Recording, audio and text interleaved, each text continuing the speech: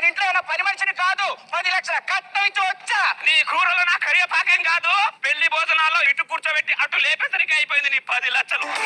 మండుతున్నట్టుంది. అత్త కోడలు అంటే కలిసిమెలిసి ఉండాలి, ఇలా మాటకి గొడవలు పడకూడదు. అబ్బో అత్త మెత్త కలిసిమెత్త ఉండాలని ఏ గవర్నమెంట్ లో చెప్పింది, ఏ స్టేట్మెంట్ చెప్పింది? పక్కింటి సాగులు చెప్పింది కదా పక్కింటిది.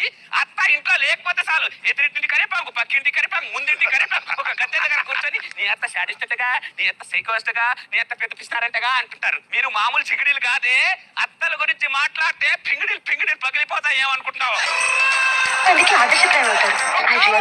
చేస్తున్నావు ప్రతిదానికి. ఓ శారీజో టూ మచ్చు, మా అత్త నాకు 4 మచ్ చేసింది. అప్పుడు నేను ఎవరికి చెప్పాలి? పాసిపడదానా?